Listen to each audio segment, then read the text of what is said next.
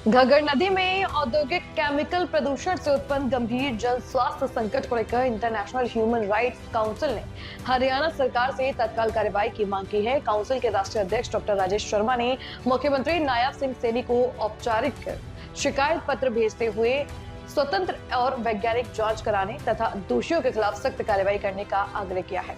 शिकायत में बताया गया है कि पंजाब की सीमा से सटे औद्योगिक क्षेत्रों द्वारा घग्गर नदी में केमिकल युक्त अपशिष्ट जल लगातार डाला जा रहा है। जाखल क्षेत्र से राजस्थान सीमा तक नदी का जल अत्यंत विषैला हो चुका है और मानव उपयोग के लिए अनुपयुक्त बताया गया है।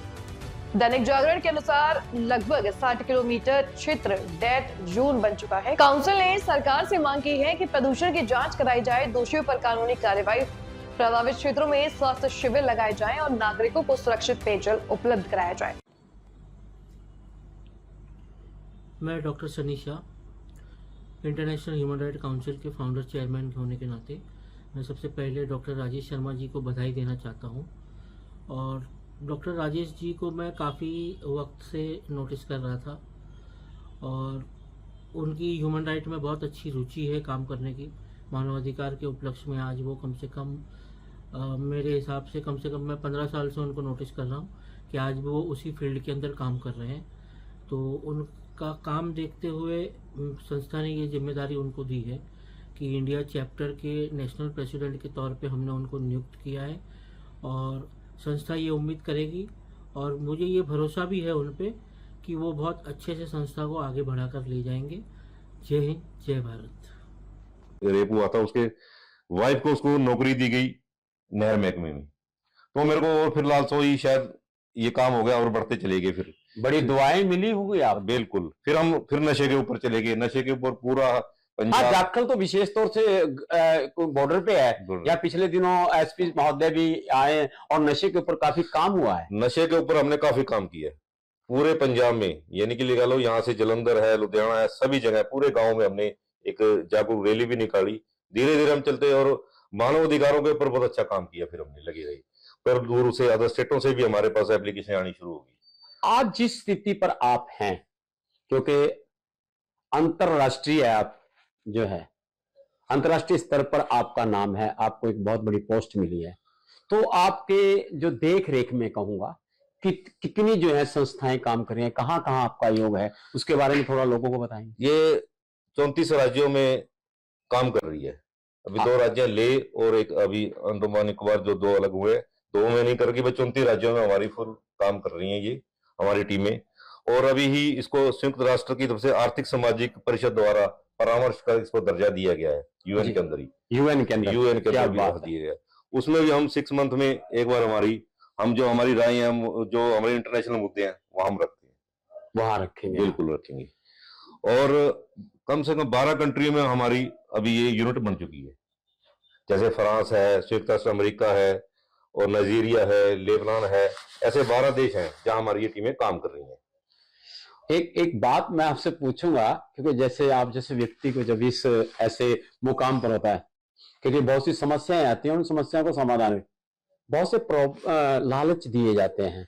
जब आप किसी की मदद करते हैं तो कहीं ना कहीं भ्रष्टाचारी लोग आपको, क्योंकि आदत है ना कि जो भ्रष्ट है वो आपको बहुत से लालच भी देते हैं। क्या डॉक्टर साहब कभी किसी लालच से प्रभावित हुए? कैसे कैसे लालच आपके सामने आए? नहीं आते हैं लोगों के, लेकिन हमारा जो पहला ही वर्ड है मानव अधिकार, मानव की रक्षा करना।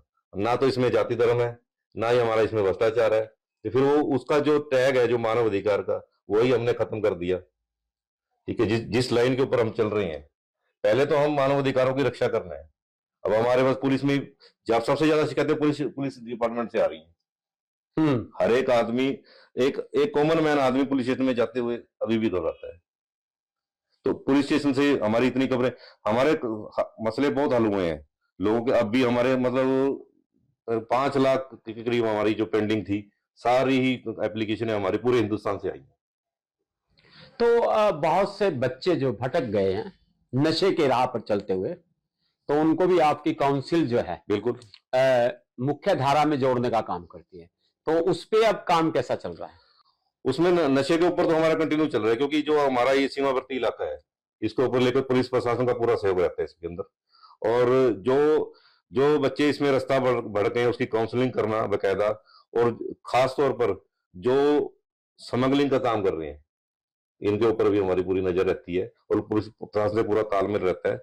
और इवन पंजाब के अंदर भी डीजीपी हरियाणा और डीजी पंजाब को भी हमारा एक लेटर जा चुका है और जल्द ही एक टीमें द्वारा बनाकर फिर से एक लंबी एक जरूरत चलो, जारी रहेगी। अंत में हम बात करते हैं, आप हमारे चैनल के माध्यम से जो विक्टिम लोग हैं, जो पीड़ित लोग हैं, कहीं ना कहीं मानवीय अधिकार तक नहीं पहुंच सकते, उनके अधिकारों का शोषण होता है, हमारे चैनल के माध्यम से आप हमारे श्रोताओं को बताएंगे कि कौन कौन से अधिकार हैं, उनको किस प्रकार से, अगर नहीं मिल रहे तो आप किस प्रकार से मदद करके दिलवाएंगे? देखिए, हमारे सिंपल सा मेथड है, हमारे www.ihRC.com है, उस पे जाइए और हमारा ईमेल आईडी है, स्लो में बताइए, www.ihRC.com ये हमारी वेबसाइट है। फेसबुक में, सोशल मीडिया पे सही जगह अपडेट है।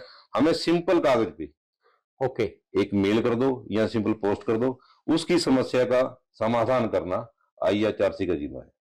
उसके बाद जहां भी मानव अधिकार का हनन हो रहा है, मुख्य रूप से कौन कौन से अधिकारों का आजकल ज्यादा हनन हो रहा है? देखो इसमें जाति बंधन तो कोई है नहीं। अब पुलिस में हमारे जो अधिकार दिए हैं, अधिकार तो सूरज की रोशनी भी कोई नहीं छीन सकता। अगर किसी ने, सपोज करो, छोटा सा एग्जांपल देता हूँ, किसी ने दीवार ऊंची कर ली, उसके पास सूरज की रोशनी नहीं आई, ये भी हनन है उसका, ये भी हनन है। तो यानी कि मतलब यूं कह सकता हूँ, बारीक बाल से लेकर और कितनी बड़ी भी चीज हो जो उनका मानव अधिकार है, शिक्षा का अधिकार है, स्वास्थ्य का अधिकार है। और स्वास्थ्य का अधिकार ले लिया, अब लेटेस्ट अभी भी खबर पड़ रहा था कि एक आदमी की डेथ हो गई है लेकिन उसके शव वाहन नहीं मिला, उसको एक एम्बुलेंस नहीं मिली। अभी उसके ऊपर ट्वीट जाएगा, मुख्यमंत्री को जाएगा, पीएमओ को जाएगा, ये जाएगा, क्योंकि उस मरने के बाद भी उसके अधिकार है। क्या बात है, बहुत बड़ी बात की है। मरने के बाद भी इंसानियत के जो संस्कार, इंसान के अधिकार से उसका संस्कार करना, ये भी उसका अधिकार क्षेत्र में है। देखिए डॉक्टर साहब, आपसे बात करते रहेंगे और मुख्य बात जो निकल कर आई है, मैं आपको बता, जो बात निकल कर आई है, इंसान को किसी भी प्रकार को, मानव को किसी भी प्रकार की जरूरत है, वो किसी प्रकार से किसी सरकारी तंत्र से तंग है या प्राइवेट कोई व्यक्ति उसका शोषण कर रहा है, उन सबका इलाज अगर वो नहीं कर पाता, अगर उसको उसके अधिकार नहीं मिलते, तो ये जो मानव आयोग है, जो डॉक्टर साहब है, इन्होंने अपनी वेबसाइट भी आपको बताई है, जो है, दोबारा मैं एक बार कहूंगा, एक बार बोल दीजिए आपकी वेबसाइट। www.IHRC.com पर जब आप जाएंगे तो आपकी समस्या का निवारण कराना इनका कर्तव्य बन जाएगा। और सबसे बड़ी बात है, आदमी सोचता मैं जाऊं, मुझे पता नहीं क्या खर्च करना पड़ेगा, क्या मेरे को, वित्तीय संकट तो सभी के साथ है ना। तो आपको यहां आने के बाद, जो डॉक्टर साहब से मेरी बात है, आपका कोई खर्चा नहीं होगा, केवल ये लोग सेवा करेंगे। तो इस बात के लिए एक बार फिर इनको बधाई कि इनको भारतीय मानचित्र पर एक बहुत बड़ा जो है रुतबा मिला है। मेरे साथ बने रहिए। जाखल से जॉनी चावला, मुकेश दीपक सिंगला के साथ प्रेम सिंह नेगी की रिपोर्ट।